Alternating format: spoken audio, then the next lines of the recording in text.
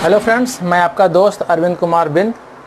आज मैं आप लोगों के सामने एक डेटा लाया हूं जो कंस्ट्रक्शन एक्सीडेंट का डेटा है। जो हमारा कोई भी कंस्ट्रक्शन काम चल रहा है, जो हमारा रोड कंस्ट्रक्शन है, मेट्रो ट्रेन का कंस्ट्रक्शन है या बुलेट ट्रेन का कंस्ट्रक्शन है, या हमारा बिल्डिंग कंस्ट्रक्शन है, हमारे पूरे भारत भर में जो भी कंस्ट्रक्शन का काम चल रहा है वहाँ पर डे कितना एक्सीडेंट हो जाता है, कितना फैटल एक्सीडेंट हो जाता है, क्या हम लोग को पता है कि पर डे का एक्सीडेंट कितना होता है हमारे कंस्ट्रक्शन साइट पे?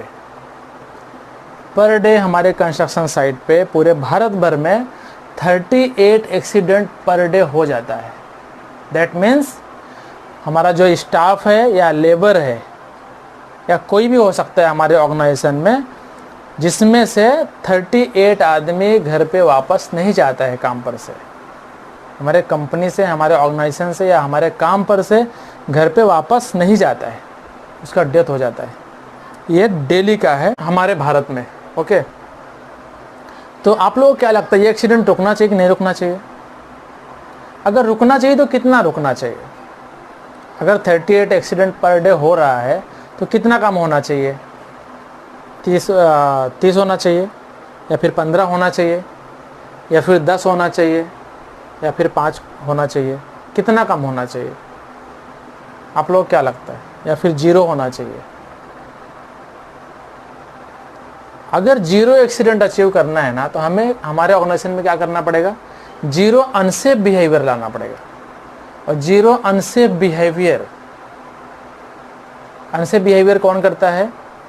हमारा मैनेजमेंट करता है, स्टाफ करता है और वर्कर्स भाई करता है। इसके वजह से एक्सीडेंट होता है। अनसेफ बिहेवियर का ही कारण है जो अनसेफ एक्ट और अनसेफ कंडीशन क्रिएट होता है, जो हम सभी ने, हमारे सेफ्टी ऑफिसर, सेफ्टी सुपरवाइजर, हम सभी लोग जो हमारे स्टडी में पढ़ा हुआ है, हमारे सेफ्टी के कोर्स में पढ़े कि जो भी एक्सीडेंट होता है वो क्यों होता है? Due to unsafe act and unsafe condition. मतलब कितना बड़ा 98% जो एक्सीडेंट होता है ड्यू टू अनसेफ एक्ट और अनसेफ कंडीशन की वजह से होता है।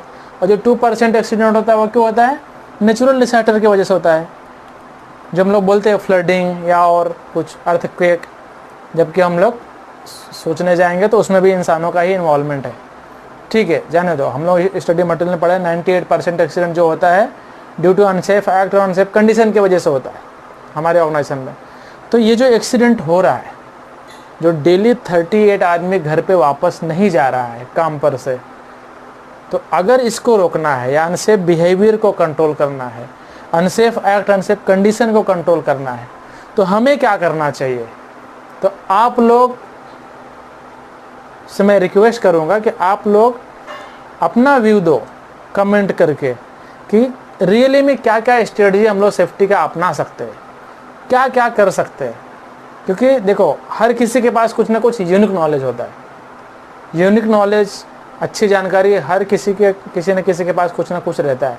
तो आप लोग अपना अपना नॉलेज कमेंट बॉक्स में शेयर करोगे तो हमारा जो और सेफ्टी ऑफिसर है या सेफ्टी सुपरवाइजर है, उनको वो जानकारी पता होगा, जिससे वो भी एक्सीडेंट कंट्रोल करेंगे, जिससे हमारा अल्टीमेटली भारत सेफ होगा।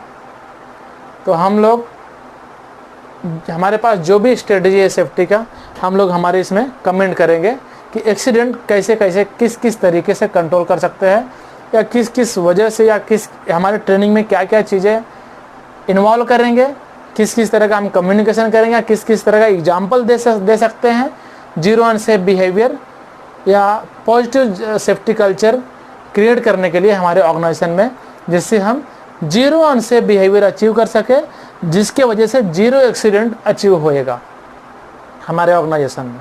ठीक है, तो मैं सभी से रिक्वेस्ट करूँगा आप लोग कमेंट करो, ये बाकी लोगों को सीखने के लिए अच्छा होएगा और हमारे भारत का सेफ्टी कल्चर बढ़ेगा। Okay, thank you.